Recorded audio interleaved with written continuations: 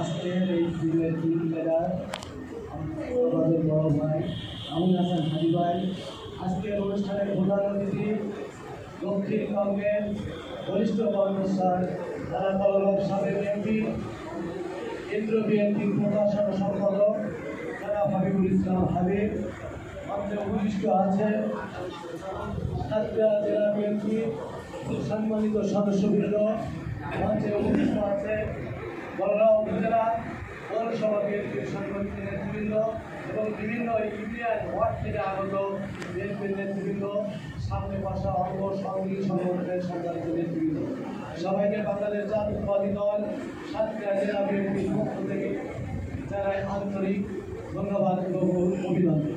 সংগ্রামী ছাত্ররা আমি আমার অতিবাহিত কল্পনা বলতে চাই আমাদের নেতা ভারপ্রাপ্ত চেয়ারম্যান তাকে আন্তরিকভাবে ধন্যবাদ জানাই যিনি আজকে আসলে আমাকে এই চেয়ারে বসার সুযোগ করে দিয়েছে। সংগ্রামী সাথীরা আজকে আমি বলতে চাই তিনি আমাদেরকে দিক নির্দেশনা দিয়েছেন সাতক্ষীরা জেলা বিএনপিকে কীভাবে করতে হবে। তিনি আমাদেরকে স্পষ্ট ভাষায় বলেছেন যে আপনাদের 6 জনের উপরে দায়িত্ব থাকলেও এইটা হচ্ছে আপনাদের আমানত। আপনারা চেষ্টা করবেন গণতান্ত্রিকভাবে সাতক্ষীরা জেলায় যাতে কমিটিগুলো আপনারা দিতে পারেন সেই চেষ্টা করবেন। সংগ্রামী সাথীরা ইতিমধ্যে আমি একজন সাতক্ষীরা 3 আসনের টিম লিডার হিসেবে আমি আশাশুনি দেবাটা কালীগঞ্জ দিয়ে গতকালকে 2টা পয়েন্টে মিটিং করে কীভাবে সাস কমিটি হবে আমি আমার দিক নির্দেশনা দিয়ে এসেছি।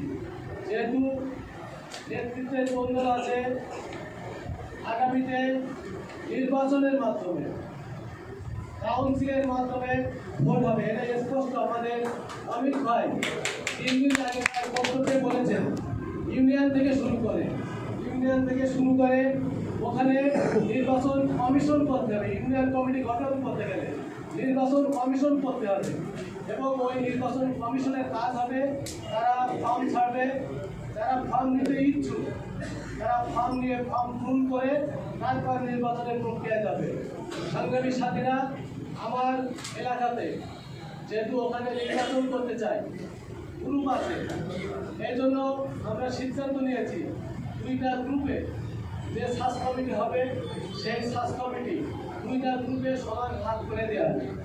এটা শুধু আমি না, ইতিমধ্যে সাতক্ষীরা 2 আসন সাতক্ষীরা 4 আসন তারাও ঠিক একই সিদ্ধান্ত নিয়েছে। সংগ্রামী সাথীরা আজকে আমি সেখানে স্পষ্ট ভাষায় বলেছি যারা এই সাস কমিটিতে আসবে কোনো বিতর্কিত ব্যক্তি এই সাস কমিটিতে আসতে পারবে না। যদি কোনো বিতর্কিত ব্যক্তি এই সাস কমিটিতে আসে তাহলে আমরা যাচাই বাছাই করে আমি টিম লিডার সহ আমার যারা সদস্য আছে আমরা যাচাই বাছাই করে যদি কারোর বিরুদ্ধে কোনো এলিগেশন থাকে তাহলে তার নাম কিন্তু এতে ইনক্লুড হবে না। এটা আমি স্পষ্টভাবে তাদেরকে বলে দিয়েছি। সংগ্রামী সাথীরা আজকে যেহেতু ফলোয়ার মিটিং আমি এখানে যে টিম লিডার আছে টিমের যে সদস্যবৃন্দ আছে তাদেরকে অনুরোধ করব বলারয় যদি এরকম নেতৃত্ব দ্বন্দ্ব থাকে কেউ যদি নির্বাচন করতে চায় যেহেতু আমাদের নেতার অর্ডার আমাদের ভারপ্রাপ্ত চেয়ারম্যান তার অর্ডার গণতান্ত্রিকভাবে কমিটি করতে হবে। অমিত ভাই বলে গেছেন ভোটের মাধ্যমে কমিটি করতে হবে। তাই এখানে আমার জানা মতে অনেকে হয়তো ভোট করার ইচ্ছুক আছে যদি নির্বাচন হয়। এখন হাবিব ভাই যদি ম্যানেজ করতে পারে সে নির্বাচন না দিয়ে সবাইকে নিয়ে ঐক্যবদ্ধভাবে একমত হতে পারে তাহলে সেটা আলাদা বিষয়, কিন্তু যদি একমত না করতে পারে সেক্ষেত্রে আমি অনুরোধ করব যারা নির্বাচন করবেন 2 জন হোক 4 জন হোক সেই 4 জনকে দায়িত্ব দেওয়া যে এই 4 জনের উপরে দায়িত্ব থাকলেও সাস কমিটি ইউনিয়নে কারা আসবে কি না আসবে ওই 4 জন ব্যক্তি ঠিক করে টিম লিডারের কাছে উপস্থাপন করবে। যাই হোক আমার বক্তব্যের সাথে আপনারা একমত কিনা, যদি একমত কিনা যাই হোক আমি আমার বক্তব্য দীর্ঘায়িত করবো না। এই কথা বলে আমি আমার সংক্ষিপ্ত বক্তব্য এখানেই শেষ করছি। খোদা হাফেজ। বাংলাদেশ জিন্দাবাদ। শহীদ জিয়া অমর হোক। খালেদা জিয়া জিন্দাবাদ। তারেক রহমান। এগিয়ে চলো, আমরা জিতবার সাথে। ধন্যবাদ।